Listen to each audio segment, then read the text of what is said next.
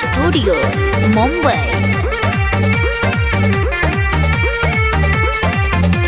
निमिये के तरवा झूलेली मैया झुलुआ हो।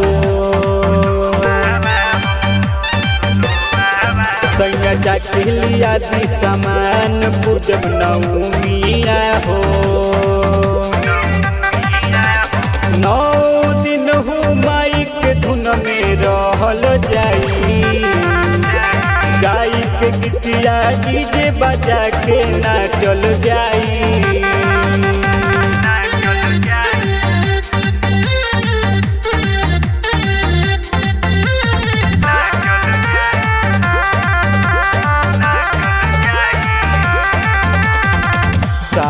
तो बहिन के अपना घरे बुलाई के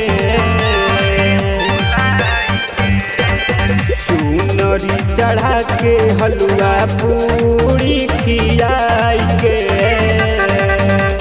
धोके चरनिया मैया के पूजा कइल जाई।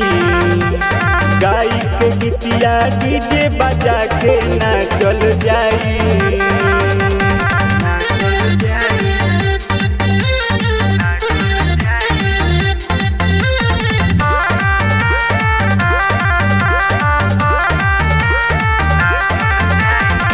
जाति की समतिया मैया भगिया जगाई दी है।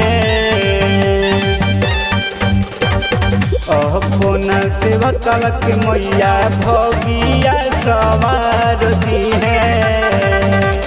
दीवानित सुप नजरिया मैया घुमाई जाई।